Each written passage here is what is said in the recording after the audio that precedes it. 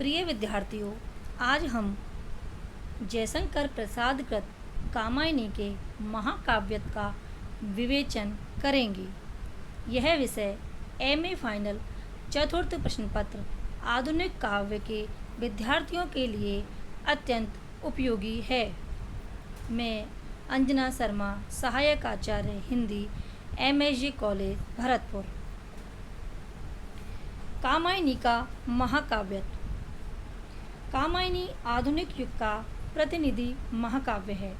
इस ग्रंथ में प्रसाद ने मनु एवं श्रद्धा की कथा को उदात्त एवं आधुनिक रूप में प्रस्तुत कर मानवता के विकास का इतिहास प्रस्तुत किया है। आधुनिक युग का महाकाव्य होने के कारण कामायनी के महाकाव्य की परीक्षा प्राचीन आचार्यों द्वारा निरूपित महाकाव्य के लक्षणों के आधार पर नहीं की जा सकती। युग एवं काल की संप्रेक्षता से आधुनिक महाकाव्य के लक्षणों में विद्वानों द्वारा परिवर्तन एवं परिवर्धन कर दिया गया है। अतः कामायनी के महाकाव्य की परीक्षा करने से पहले हमें आधुनिक महाकाव्य के लक्षणों का निर्धारण करना चाहिए। कामायनी की रचना महाकाव्य के प्राचीन लक्षणों के आधार पर न होकर आधुनिक मान्यताओं के आधार पर हुई है। यह आधुनिक युग की परिवर्तित विचारधारा के आधार पर रचित महाकाव्य है, जिसमें भारतीय और पाश्चात्य समीक्षा शास्त्र में वर्णित महाकाव्य के अधिकांश लक्षण उपलब्ध हो जाते हैं। कामायनी के महाकाव्य की परीक्षा निम्न बिंदुओं के अंतर्गत की जा सकती है। सर्वप्रथम बिंदु है कथानक। कामायनी का कथानक इतिहास सम्मत है, जो आदि मानव मनु की जीवन गाथा से संबंधित होने के कारण श्रेष्ठ भी है। ऋग्वेद में उपलब्ध श्रद्धा और मनु की जीवन कथा अत्यंत संक्षिप्त है। अतः कामायनी के कथानक को भी भावों के वर्णन द्वारा और युगीन समस्याओं के चित्रण द्वारा विस्तृत कर दिया है। प्रसाद जी अंतर्मुखी कवि थे। उन्हें कथा कहने में उतना रस नहीं मिलता जितना भावना व्यापार के विश्लेषण और जीवन की समस्याओं को सुलझाने में मिलता है। वस्तुतः कामायनी की कथा में एक रूपक का निर्वाह किया गया है और इस प्रतीकात्मकता के कारण कथा का अधिक विस्तार संभव ही न था। कामायनी में कथा का विस्तार कुछ अलौकिक घटनाओं यथा देव सृष्टि प्रलय, तांडव नृत्य, त्रिपुर वर्णन आदि के द्वारा किया गया है। संक्षेप में यह कहना अनुपयुक्त न होगा कि कामायनी का कथानक लघु होते हुए भी महाकाव्य के अनुकूल है। दूसरा बिंदु है नायक। कामायनी के कथानायक मनु हैं। वे देव पुरुष हैं, अतः उच्च कुलोद्भव माने जा सकते हैं। मनु अपना ऐतिहासिक अस्तित्व रखते हैं, पर आदर्शवादी महाकाव्यों के नायकों की भांति वे धीरोदात्त नायक नहीं कहे जा सकते। वे धीर ललित नायक माने जा सकते हैं। उनके जीवन में दुर्बलता, सबलता, निकृष्टता, उत्कृष्टता आदि का समावेश किया गया है। इसका मूल कारण यह है कि प्रसाद जी मनु को अतिमानव नहीं बनाना चाहते थे। वे उसे यथार्थ जीवन के अधिक निकट लाना चाहते हैं। और फिर दूसरा कारण यह भी है कि मनु मन के प्रतीक हैं, जिसमें गुण दोष दोनों होते हैं। इस रूपकत्व का निर्वाह करने के लिए इन दुर्बलताओं को दिखाना आवश्यक है कि किस प्रकार एक व्यक्ति अपनी राजसी और तामसी प्रवृत्तियों से ऊपर उठता हुआ सात्विक जीवन व्यतीत करता है। यह मनु के माध्यम से प्रसाद जी ने अंकित किया है। वस्तुतः कामायनी नायक प्रधान महाकाव्य न होकर नायिका प्रधान महाकाव्य है, क्योंकि महाकाव्य की कथा की नायिका में जो गुण अपेक्षित होने चाहिए वे श्रद्धा में विद्यमान हैं। अतः नायक के दृष्टिकोण से भी कामायनी को महाकाव्य कहा जा सकता है। तीसरा बिंदु है चरित्र चित्रण। कामायनी में प्रसाद जी ने रस की ओर ध्यान देते हुए भी पात्रों के चारित्रिक विकास को दिखाने का प्रयत्न किया है। इस काव्य में प्रमुख पात्रों का चरित्र चित्रण मिलता है। कामायनी में श्रद्धा, मनु और इड़ा ये 3 पात्र हैं जो मानव की चित्तवृत्तियों का प्रतिनिधित्व करते हैं। प्रसाद जी ने इन पात्रों के चरित्र चित्रण के द्वारा ही मानव मन की चारित्रिक विशेषताओं, बारीकियों के उत्थान पतन में सहायक प्रवृत्तियों का सुंदर विवेचन किया है। प्रसाद जी ने घटनाओं का अधिक जाल इस काव्य ग्रंथ में नहीं रखा है, केवल उन्हीं घटनाओं की योजना की गई है जो पात्रों के चरितांकन में सहायक रही हैं। संक्षेप में यह कह सकते हैं कि चरित्र चित्रण की दृष्टि से यह एक सफल महाकाव्य है। चौथा बिंदु है प्रकृति चित्रण। कामायनी में प्रकृति के आलम्बन, उद्दीपन, मानवीकरण, रहस्यात्मक, संवेदनात्मक, प्रतीकात्मक आदि सभी रूपों का वर्णन मिलता है। आलम्बन रूप में कामायनी में बिंब ग्रहण प्रणाली द्वारा प्रकृति के रमणीय एवं भयानक रूपों के संश्लिष्ट चित्र प्रस्तुत किए गए हैं। चिंता सर का प्रलय वर्णन प्रकृति के भयंकर रूप का उत्कृष्ट उदाहरण है। हाहाकार हुआ कृदन में, कठिन कुलिश होते ते चूर, हुए दिगंत बगिर भीषण रव, बार बार होता था क्रूर। महाकाव्य में संध्या, रजनी, उषा आदि के चित्र भी अंकित किए जाने चाहिए। कामायनी में उषा काल का चित्रण करते हुए आशा सर्ग के अंतर्गत प्रसाद जी ने लिखा है, उषा सुनहले तीर बरसती, जय लक्ष्मी सी उदित हुई, उदर पराजित काल रात्रि भी जल में अंतर निहित हुई। कामायनी में प्रसाद जी ने उद्दीपन रूप में और प्रतीकात्मक रूप में भी प्रकृति निरूपण किया है। निम्न पंक्तियों में प्रकृति के प्रतीकात्मक रूप की झांकी देखी जा सकती है। मधु में बसंत जी वन बन के, वह अंतरिक्ष की लहरों में, कब आए थे तुम चुपके से रजनी के पिछले पहरों में। इसी प्रकार चांदनी का सुंदर चित्र भी निम्न पंक्तियों में प्रस्तुत किया गया है। धवल मनोहर चंद्रबिंब से अंकित सुंदर स्वच्छ निशित। महाकाव्य में प्रकृति निरूपण लोक शिक्षिका के रूप में भी किया जाता है। कामायनी में भी प्रकृति के इस रूप को देखा जा सकता है।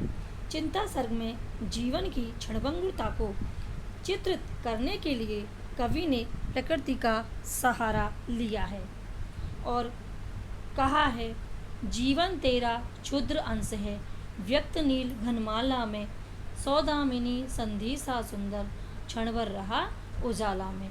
सारांश रूप में यह कहा जा सकता है कि प्रसाद जी ने प्रकृति के रम्य एवं भयानक रूपों की आकर्षक एवं भव्य झांकी कामायनी में प्रस्तुत की है। उन्होंने प्रकृति के व्यापक रूप का चित्रण किया है, जिससे हिंदी कविता में प्रकृति चित्रण का मार्ग प्रशस्त हुआ है। महाकाव्य में वन, नदी, पर्वत, संध्या, उषा, प्रभात आदि का जो वर्णन अपेक्षित होता है वह भी कामायनी में उपलब्ध है। पांचवा बिंदु है युग चित्रण। कामायनी आधुनिक युग का प्रतिनिधि महाकाव्य है, अतः इसमें वर्तमान युग की स्थिति का पूरा चित्रण दिया गया है और अनेक युगीन समस्याओं का स्थान दिया गया है। आधुनिक युग में नारी मुक्ति आंदोलन एवं नारी शिक्षा को महत्व देते हुए प्रसाद जी ने नारी को पुरुष से श्रेष्ठ बतलाया है।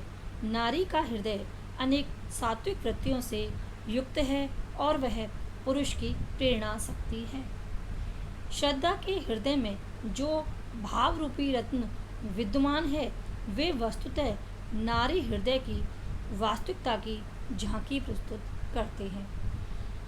और प्रसाद जी कहते हैं, दया माया ममता लो आज, मधुर में लो अगाध विश्वास, हमारा हृदय रत्न निधि स्वच्छ, तुम्हारे लिए खुला है पास।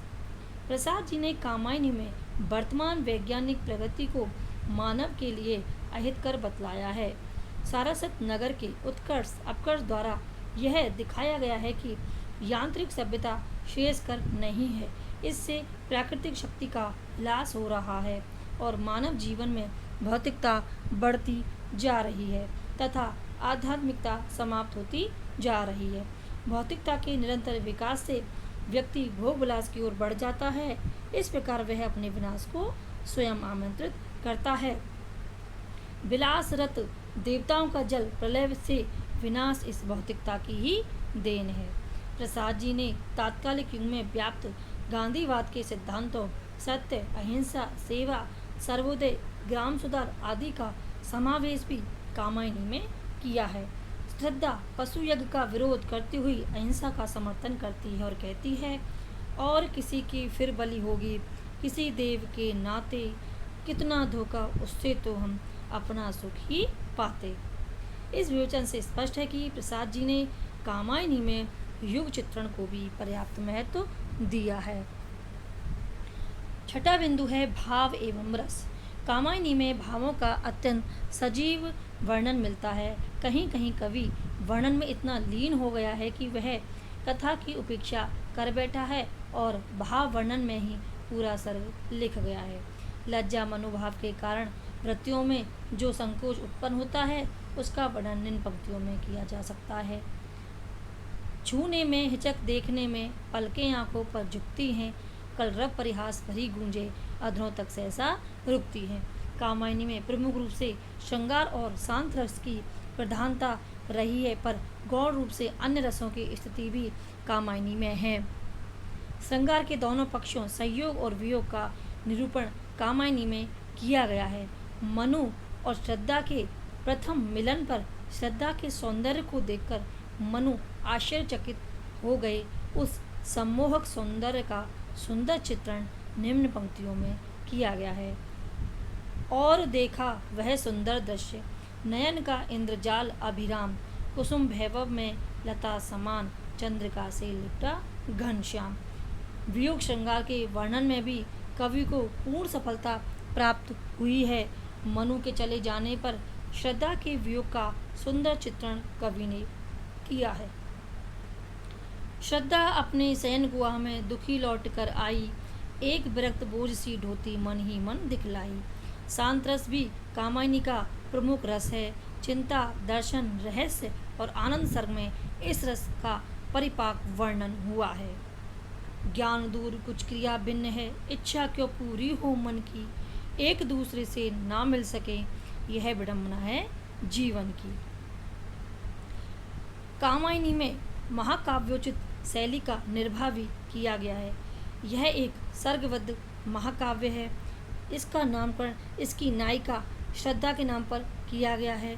इसमें 15 सर्ग हैं और प्रत्येक सर्ग का नामकरण उसमें वर्णित प्रमुख मनोभाव या घटना के आधार पर किया गया है। सर्ग के अंत में आगामी कथा का संकेत भी दिया गया है। अधिकांश सर्गों में कवि ने एक सर्ग में एक ही छंद के नियम का पालन किया है।